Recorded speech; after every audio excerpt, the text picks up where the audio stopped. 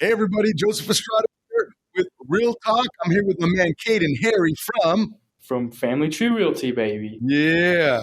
And my man, how are you doing today? Doing good. How are you doing? I'm doing pretty good, Caden. Doing pretty good. Yeah, I had a strange day, as you knew. Kind of shared a little bit of what was going on, but doing good. That's good. Yeah. Glad to have you here. I'm going to ask you some questions. Right on. Yes, I like it. I like it. I know it's actually the time that we didn't have to come in with a plan. I just get to be. And that's pretty cool. That is cool, yeah. Are you ready to get deep? I'm ready to get deep, baby. All right. Go deep as comfortable as you want. All right, let's do it. And Joseph, for those of you who don't know you, how would you like them to know you? Oh, man, that's a good question. I know what I would have liked at one point in my life, but today, and even then, but today more than ever, man of God, seeking God's truth, father, coach, youth pastor, leader in the community, just someone who really wants to serve and give back wholeheartedly with nothing expected. I don't know if that's what you were looking for, but that's who I am, and that's who I'm called to be, and that's what I pray when I do go, and it's my time to go home, that people remember me by. That's a pretty awesome description of yourself. Right on. Nice. Heck yeah. So I wanted to get started pretty strong. So I wanted to point out that, first of all, I feel like you are very optimistic. And maybe you're not, but you really you put it out there that you are a very optimistic person. Yeah. And I know that you're really good at finding good out of a bad situation. Yes. And I don't think you've always been like that. Correct me if I'm wrong. I've come a long way in my life. I really have. I think going through the adversity that I've had to go through, I shouldn't say had to, that I've gotten to go through. At one point in my life, I would have said had to go through, but now at this stage of my life, knowing what God's done in my life and the life of my family, everything I went through, I'm actually grateful for now. But going through what I've gotten to go through all these years has brought me to that place where I can truly see. And even if I can't see, I know that good is going to come from wherever we're at. Yeah. And that's a super awesome mindset to have.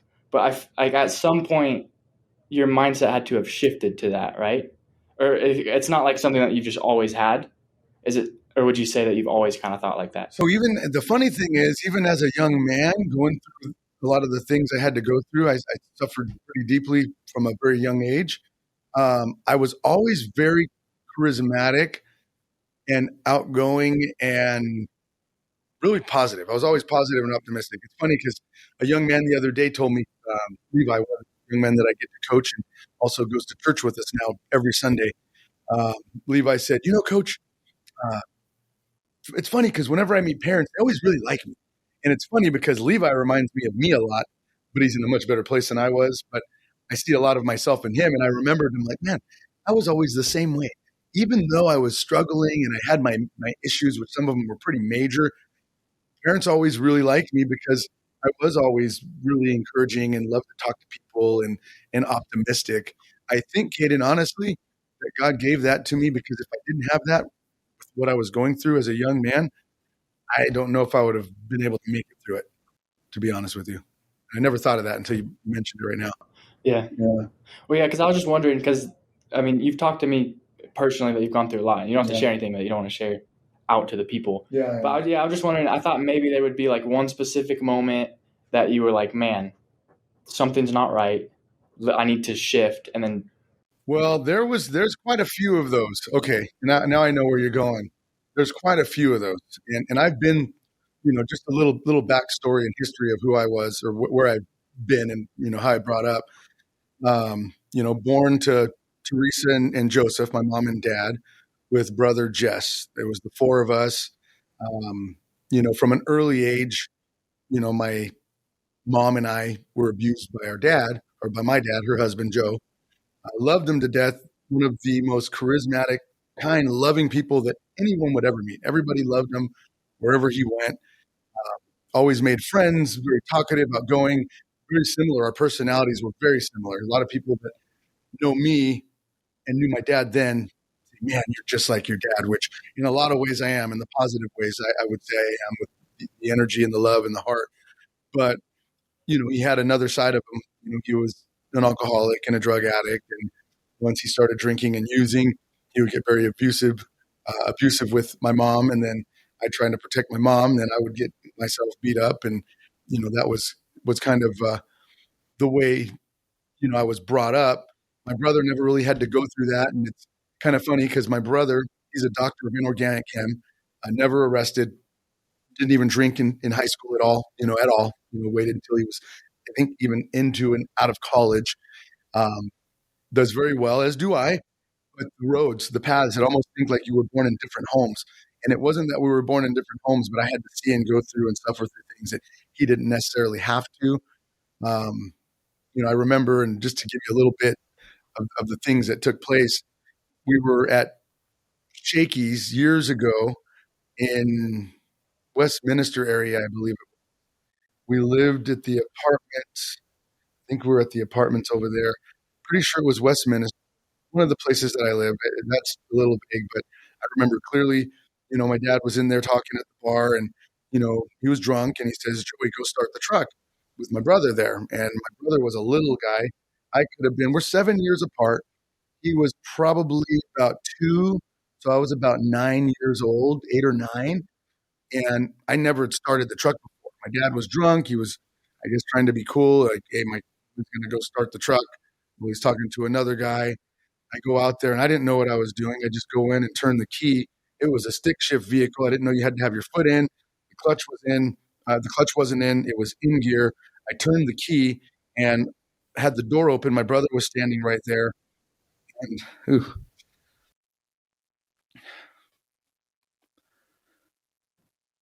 It still hits. No, no, it's all good. It just, I can remember it like it was yesterday. It hurts, but it's not a bad thing. I need to remember that stuff sometimes because it's made me who I am. But um, I started the truck and it jolted. Have you ever started a truck, stick shift vehicle, without having the clutch in? It pops, right? It shakes. Well, boom, boom, boom, jolted. The door was open. It swung. My brother was standing next to it, and it pinned him against the car. And I was freaking out, crying, trying to get him out. I couldn't. He was crying, and I ran in and grabbed my dad. He came in out and helped. We got him out, and of course, I got yelled at, smacked, and we grabbed him, threw him in the car, laid him there. My brother, we thought he was paralyzed. He couldn't move. He was just like that. So we took him home. Uh, Man, it's been a long time since I thought of this. Um,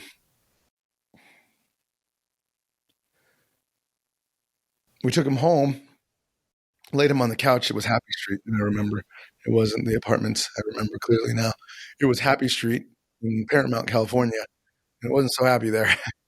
Uh, Took him inside, laid him down on the couch, and he couldn't move. And I was freaking out, crying. I thought I broke my brother. I was a little kid. I didn't paralyze me, but I thought I broke my brother. I was freaking out, man. And, that was just one of the many things. And it was just like that, like that, like that. And, ended up, going on a pretty rough road. Even before that, 5 years old, found my grandma passed away. She was an alcoholic and babysitting me. Loved me to death. I was a favorite. But she was drinking and she ended up falling off the bed when I was there. And she hit her head and she passed away. I was 5 years old. So that was like 4 years prior to that. Well, then a little over a year after this incident, eventually, I think it was about 10, a couple years after that incident with my brother, I ended up finding my dad overdosed um, on the couch. I found him, grabbed my mom, and, that was, how that ended up happening. And, just really lived a pretty rough life from that point on. I was full-fledged alcoholic by the time I was 12 years old. I remember the first time I drank was at a 4th of July party at my Uncle Paul's house. God rest his soul, Uncle Paul passed away, but had the best parties, always fireworks, everything. It was crazy. My buddy John Harper and I from back in the day, he was my best friend growing up, were there, and I started drinking. I had never drinking before, and I remember taking that first drink, and it was like, like I could breathe, like I can actually, like it made me realize I wasn't breathing. I was like always like, ugh. And I took that first drink, and it felt like I could breathe, and I didn't want it to stop, so I drank another drink, and another, and another, and another. And next thing I knew, my first time ever drinking, I blacked out threw up everywhere, full on, just like I'd been full-fledged alcoholic all my life, and I was 12.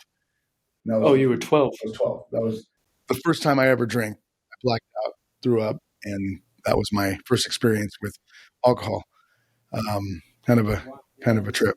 This is a crazy. Yeah. And I want to go back. Your brother is not paralyzed. My brother's not paralyzed. He actually came to be an incredible athlete. He's a doctor of inorganic chem now up in Santa Barbara, doing very good. Was a collegiate athlete, varsity football player, varsity track in high school, collegiate, ran the 800 and the 300 IM hurdles in college for Cal State Fullerton. Did phenomenal. No, he was not paralyzed, but that was just part of the trauma that I had to deal with. That obviously you can see by my reaction thinking about it for the first time in a long time, apparently still affects me. It's heavy, yeah.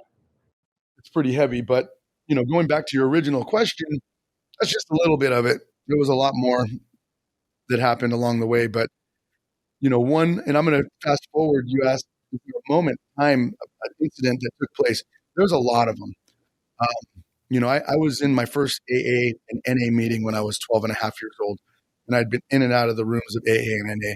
I had been, arrested 9 times before I was 18 years old, multiple times as an adult, in and out of jail as an adult, for various reasons, always drug and alcohol related to some degree. That was what always led me to where I was.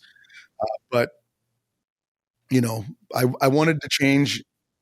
I remember a lot of times, I remember one time looking into a mirror and my eyes were dark and I thought, oh my gosh, I just felt soulless. I felt like I had lost, and I'd grown up in the Catholic Church with my mom, and I knew of God, and I even prayed. And at that point in my life, I asked God to take me. I don't want to be here anymore. I don't want to live like this. Please don't let me be this way. He didn't, thank God. By God's grace, he knew he had a plan for me. But, fast forwarding to that moment, I'm going to give you the most recent one because there were a few along the way, but the most recent and most impactful moment, well, there's 2. I'll give you 2. My buddy Warren and Yasmin's wedding. Before they got married, we had a bachelorette party out in Palm Springs. And I once again did what I did. I was back and forth from my old life, trying to be new and be a different man, and ended up drinking and using, and woke up in a bathtub full of throw up and vomit and all over myself. And my wife left. She left Texas. And that was 10/26 of 09, 10/26 of 2009. I remember that day clearly because that was the day she took my son, Joey, and went to Texas and bought a house and was going to be gone. And that was a traumatic turning point that made me realize, oh my gosh, I'm going to lose my family. What am I doing? And I did. I got clean and sober. I went to AA meeting, got a sponsor. Mind you, I've been in and out of AA and AA meetings all my life, but I needed something to change that impacted me. That was dramatic, and that was it. Went through, and it was great, and I did, and I was clean and sober for about 9 years, 2018 or 19, and I'd come so far. I was not the same person, and I really wasn't. I was different. I had changed. I knew it.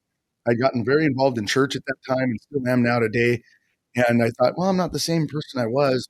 I think it's okay if I drink again.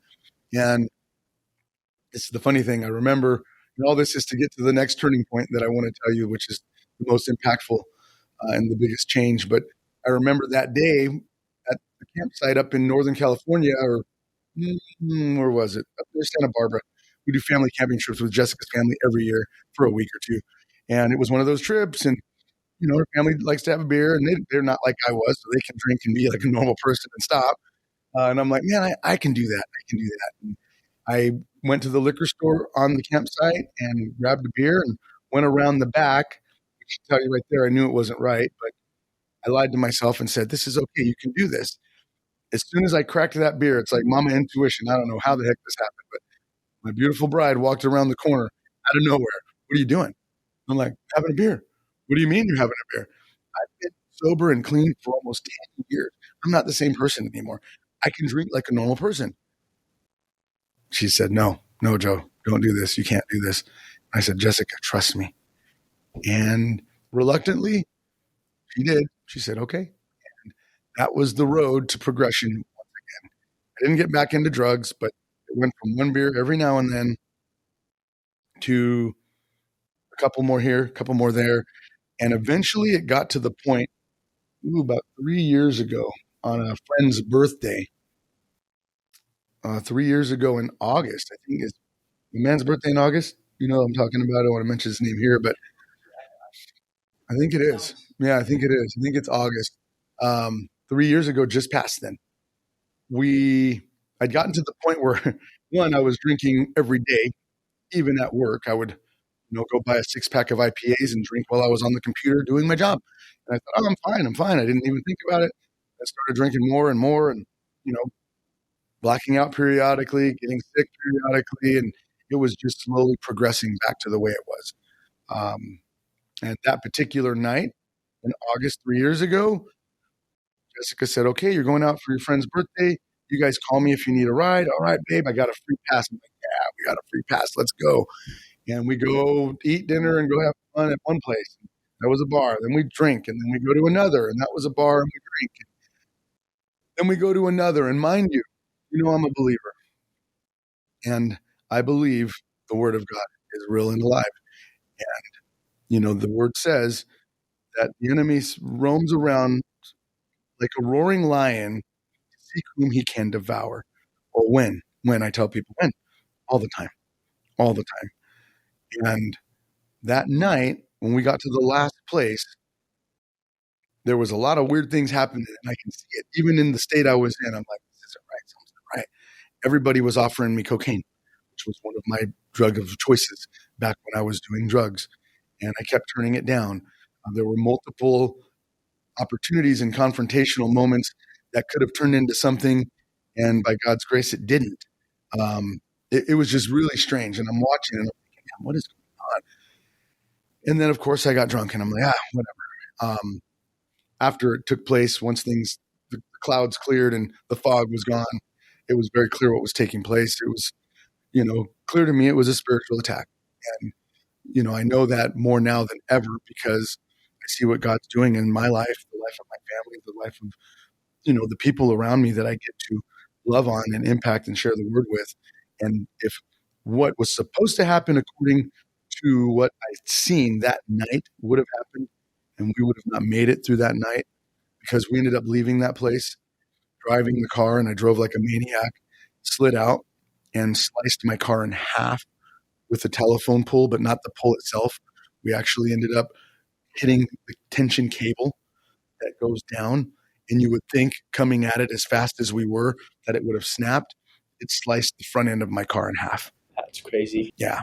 And we both got out and I said, "Are you okay?" To this friend that was with me. He said, "Yeah, are you okay?" And I said, "Yeah." I said, "Was that crazy? Did you feel that?" He's like, "I felt nothing." And I said, "Exactly. I felt nothing." And to this day, I believe we were truly protected because I can't, doesn't make sense. It does seem like a miracle to walk away from something like that. It really does. For those of you that are believers, that would be a huge testimony builder. And it is. And honestly, it was a rough night. The sheriff that ended up coming, mind you, I'm very active in the community then. Even then I was in Ham. I love helping people. I always have had that heart. And I coached his son or his nephew in baseball. So I knew him. He had a twin brother, the sheriff from Yucaipa, and really great guy. And he felt bad. He's like, I'm so sorry. I'm so sorry. I'm like, man, it's not your fault. I messed up. I messed up. This is my fault. And, respected me and liked me so much from just the things that I've done in the community. I wasn't a bad person. I just made some mistakes and gone back to a path that wasn't for me. And he actually tried to postpone the case, tried to mess up on the paperwork. There were some things that happened, and I will never mention a name, but God bless that man. He ended up having to turn it in, and I will tell you, that was one of the greatest moments of my life. I am so grateful for that moment. And that was one of the most impactful major turning points.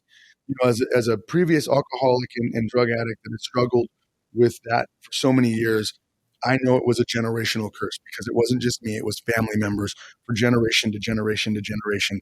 And I was able to break that curse by God's grace. That was hard. My son and my wife had to see me get out of the car. My son see me in the police car. That hurt. I was crying like a baby in the back of the car, not because I was in trouble, I'm a big boy. I can take what I did, and whatever punishment comes, that's on me. But to put my wife and my kids through that, and the people that cared about me, that hurt. That was what I couldn't handle, and I thought that was enough to impact me and change me, and it may have been. But the morning I got back home, I got to the house, and my daughter was there, Lean, and she said, we had a talk, and I apologized. And she just told me, she said, Dad, I went to bed at night and I had a dad. And I woke up in the morning and found out everything that happened and was told how bad it was and realized that I might not have had a dad. And when that happened, in that moment, when she told me that, I broke down, and I kid you not, the desire, the want, anything inside of me that would even think this is something I would want to do ever again, it just left. And I have not had a drink since that day, and have not had the desire. I've been around people that do it. It doesn't bother me. I've literally been set free. And that was a major turning point. And since then, the growth that's taken place in our lives spiritually as a family has been leaps and bounds, exponential growth. God was able to use that experience, even in my DUI classes that I had to go to. The head of the DUI classes would have me speak to the people because God was moving, and it wasn't me. He was just moving through me. I was praying with people on a Zoom, because it was Zoom at the time because of COVID. And I was, going over scripture with people in a DUI class. I was encouraging people. And even though I had done what I had done, I wasn't ashamed of it. And I still don't hide it. I don't hide it from anybody, because maybe somebody needs to hear that. I was 10 years clean and sober. Life was great, running our businesses, families, you know, amazing. And here I thought, I could do that. And one, I could not. It is something that just doesn't mix with me, and that's what it is. And I'm okay with that now. I always wanted to be like a normal person. I would say, man, if I could just be like a normal person and just have a drink and stop, that would be so great. Now I am exactly who I'm made to be. I'm the man that God created me to be, with all of those stories and that baggage and the pain and the suffering that led to where I am today is part of why I care so much. And that moment was that impacting moment that turned me to a different place. And the journey since then has been incredible. And, you even being here how long have you been here now? Yeah, I was gonna say, I think we first met maybe 5 years ago, but Yeah. got like really close, 2, maybe 3, but probably 2. Yeah. I did want to say, like, hearing these stories that you've said in your past, and who I know you to be, is two completely different people. It's crazy to think that you, the man that I know, like, had a past like that, because Yeah. because we've had conversations, and you were like very inspiring and motivating to me, and it's just such a wild Yeah. that all that had to happen for that to. Yeah. And you hit it. Had to happen. Did, and a lot of people, why would God put you through? And, no, I mean, we, as men and women of God, believers or not, non-believers, it doesn't matter. We all have free will, and I was a sinful man acting in sinful nature. And, I'm always going to fall short. There's only one perfect one, and that's Jesus Christ, our Lord and Savior. But I am growing and I am changing. And that moment really was pivotal. And now, coaching, not too long ago, I even told Coach David, I said, I know why I'm here. I do. And, I'd always wonder, Caden, I'd tell myself, I always feel like I was missing something, no matter how good business was going, no matter how good life was going, no matter how bad it was going. If things were up, if things were down, something was always missing. Something was always missing. And I always thought it was a thing, like, oh, I need to do more. I need this. I need that. I need to own 50 houses instead of 20. I need to do this instead of that. I need to do this instead of that. And I always felt like it was something. And as I got closer to the Lord and I began to seek Him more and read His Word more, and I'll tell you, the past 6 months, the exponential growth that took place from 3 years ago to 6 months ago has probably even surpassed that. I mean, it's crazy how in 6 months I feel like I've grown even more than I had in the past 2.5 years prior to that. because I've gotten in my word more, and I've sought our Father more, and I got a better understanding of who I am and why I'm here. And once I realized that, it made everything else okay. And I'm like, man, and that's when I really became grateful for being abused. I became grateful for, the things that I had to go through, that I got to go through, I should say, growing up. For the struggles, for the arrests, for being in jail, for the fights, all of it, every single bit of it. I realized that is my story. That's who I am, and that's who I was. That allowed me to be the man I am today. And God will use that, because a lot of us think, oh, I have to be good before I go there. I have to do this before I go there. On the contrary, we can't be that without Him. The only way to live the life that we're called to live is with our Father. And when I got to this place, as I've grown and now I fully understand, I am here to serve the Lord. I am here to share the gospel. I am here to lead people to Christ and give hope. Once I understood that, I don't want to say nothing else matters, because it does. Business is important. Relationships important. All of it is. But the main thing is I can need to keep my focus, and distractions are going to come. I told you today, I feel like we're going through some pretty heavy attacks in our lives as a family. I mean, major, almost to the point of someone trying to take Hunter, our young man that we took into our home 3 years ago, away. And, by God's grace, we went to court. It was horrible. Then we went to CPS, talked to them today. And, one of the high ups is like, no, has our back. And it's a good thing. But even through that, this is the crazy thing. Even through that, angry and bitter inside as a human being, it goes away so fast today. And now, instead of being mad at this person that is trying to cause this trauma, which is not right, instead of holding on to that and being bitter and angry, I immediately say, we got to pray for them. We got to cover them. We were robbed recently as a company. I told you about that. There was a fraudulent experience that took place with an outside bank, and we were partnering with this bank for funding purposes and to run our direct lending company, and they shut the doors. Thousands of dollars, a lot of money, and I was angry and upset and bitter, and you know my heart just shifted. And it's not, this is the crazy thing. It's not like I even wanted it to, but I know that as we get more in our word, as we get closer to God, we become, we begin to represent more of Him in us. We begin to see more of Him in ourselves and in each other when we seek Him, when we have relation with Him, when we're in our word. And in that scenario, the old me, I'm going to find Him, I'm going to go and I'm going to do something that I shouldn't do. The new me felt so burdened for them that I was more worried about their salvation and praying for them and covering them than going after the money that I was robbed for. And I'll be honest with you, it still baffles me in my flesh and me as a man. I still, even saying it, I'm like, how is that? But that's how good our God is. Praying for your enemies to get better. Wow. And I don't want this to change. And I want to share this with whoever I can, because to have that kind of love in your heart and overflow, when you know it's not of your own accord, because you know what you would do on your own, it's life-changing.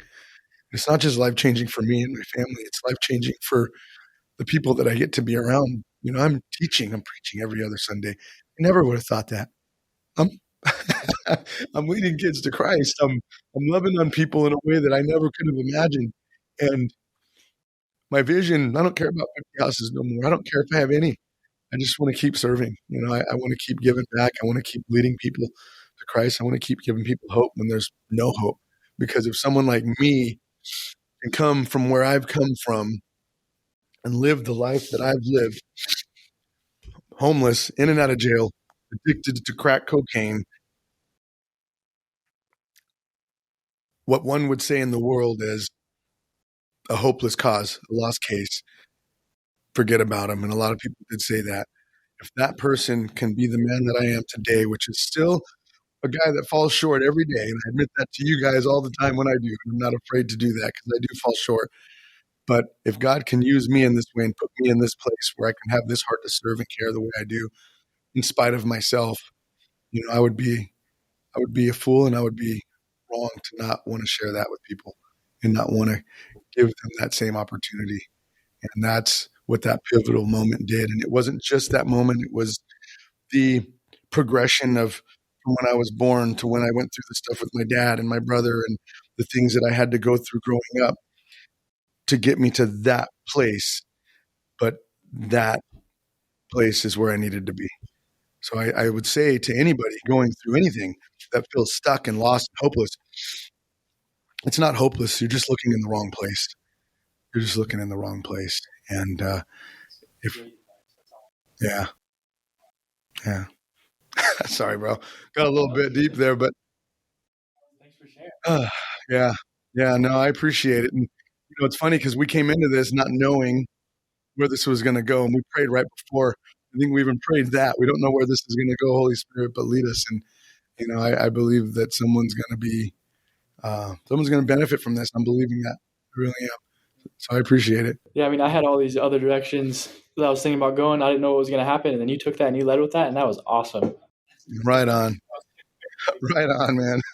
But it does. I will say that knowing you and hearing your stories, it does seem like you have a very obsessive personality. You like to get obsessed over things, which isn't a bad thing. There's a lot of people. I think Yeah. there was a point where you were able to change those obsessions from drugs and alcohol and all that good stuff to switching over to business and religion. Yeah. And once you made that shift, it seems like your life has improved exponentially. And that's the good. I'm glad you brought that up because people think, oh, you become a holy roller. That's the thing. Anybody that knows me knows I'm a little off, a little crazy in a good way. A little crazy is a good thing. Still a little crazy, still a little off, but I've shifted, and now I'm allowing God to use who I am, which the gifts that He's given me were meant to be used for His kingdom, and now it's very apparent. And you're right. I mean, I was able to go from this side to that, and that's still the same person, which is the cool thing. I'm not different. I'm not a weird holy roller or anything like that. And you guys know that. I'm not. I'm just the love that I have is just so much deeper. It really is. And man, yeah, it's pretty cool. And I am a little obsessive. I do, cold plunge every day, sometimes twice a day. 39 to 43-degree weather. Which, by the way, you came over and did it with us this morning, which was awesome. Our pool was like 46 degrees, so me, you, and Mama just jumped in the pool. Yeah, it was an experience. It was an experience. What'd you tell me when we left? You're like, okay, I'll do this again, but only if you have the jacuzzi running and other people come. We can go from the cold to the jacuzzi. I told Jessica that, and she was laughing. But yeah, no, that is, and I think a lot of people see that, those type of personalities. And I think more now people are realizing it's almost like a superpower if you use it for good, right? Yeah, for sure. And in using it for bad, obviously it's going to be a bad thing. But yeah, I see it as a good thing. I really believe God has created us perfect in His image. We are all created exactly the way we're supposed to be for the purpose that we're brought here to live. And yeah, I'm obsessive. I do 15, 17, 18 hours a day, sometimes 7 days a week. Don't even remember the last time I had a break, to be honest with you right now that I'm thinking about it. And that's real. And you know what? I'm okay with that. So I did just see the time. If you have to go, you can go. But I wanted to add something onto that and go into another topic. Yeah. Yeah. Talk to me. What's up? So you brought up the 17-hour days, like 7 days a week. Just you're working crazy hours. And for those of you who don't know, Joseph is a real estate broker. He has a real estate company, lending company, an escrow company. Yeah. And one business is a lot to run. But when you have 3+ businesses, I see it in you all the time. You work a crazy amount of hours, but it's because you have to. Yeah, I do. You also care so much about your family, your wife, your kids, the kids that you coach, your friends. How do you find the time to keep those relationships with them really good while working like that? Yeah, it's tough. So whenever I've learned to be more present where I'm at. So if I'm there, I'm going to be there, and I'll be like when we're done here, I'm going to go to the high school. I'm going to coach. I'm going to be there. I'm going to be all in. When I'm done there, I'm going to eat dinner with my family. And I'm going to come back to the office and I'm going to work.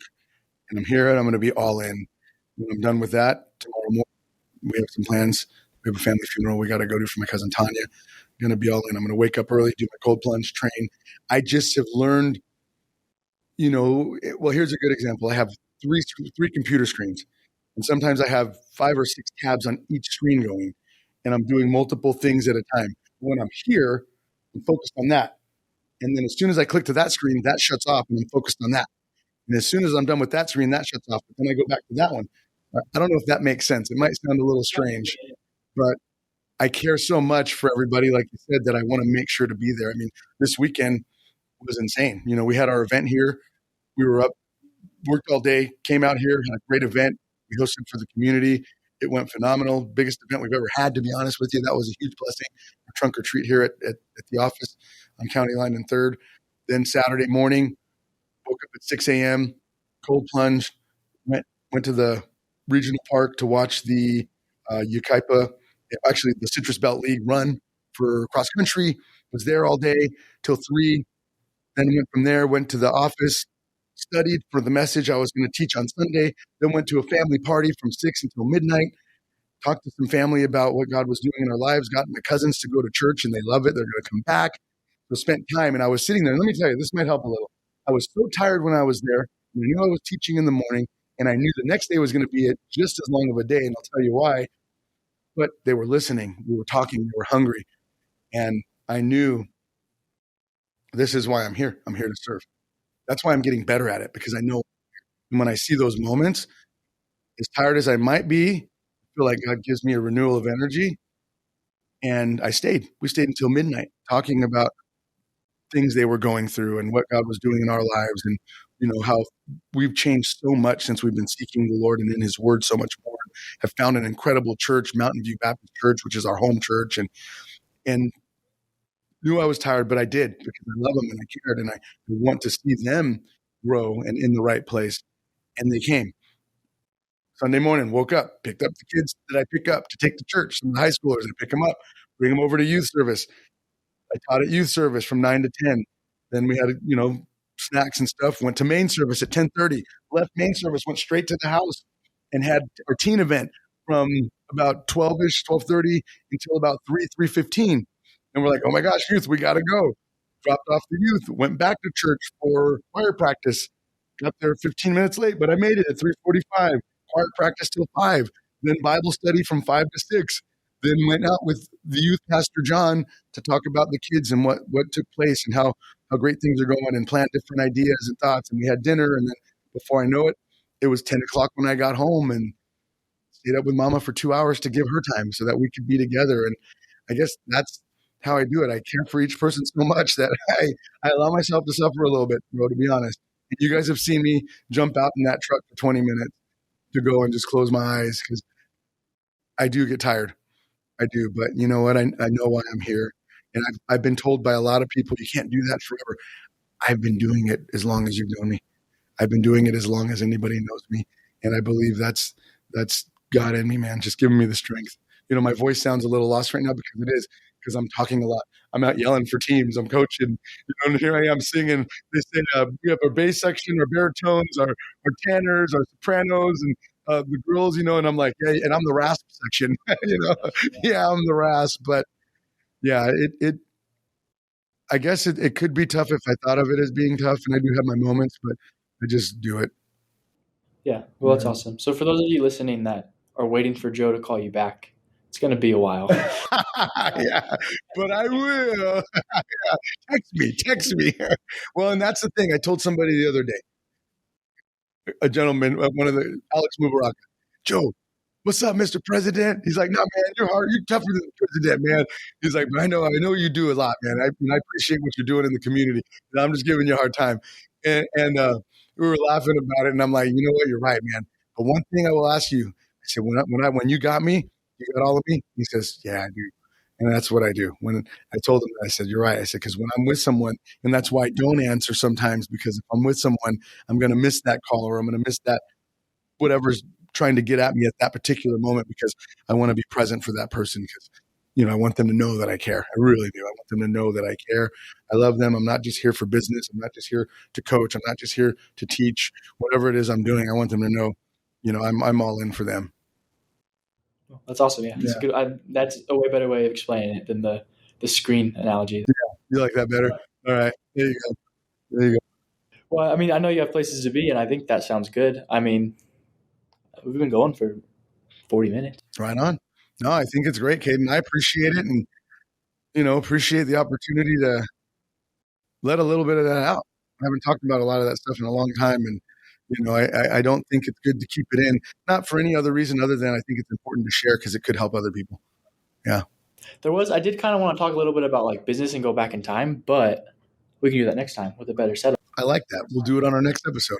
Yeah, So, next episode coming whenever I can get a hold of Joe after he leaves. that's right. He'll find me. He knows where I'm at on Sundays, Mondays, teaching, coaching every morning before work, Sunday morning church. He'll catch me at least one day. He's got me. But hey, everybody, that's Real Talk. We just want to thank you for the opportunity to be here. We hope that this was as invigorating and encouraging for you as it was for us. And I'm grateful for the opportunity that Kaden asked me to do this together and, dig a little bit deeper than I thought we would. So, love you. Love you too, Joe. I appreciate you coming on and going as deep as you did. I did not expect that. I think that was really good, really well said. Heck yeah. All right. Well, that's Real Talk. Out.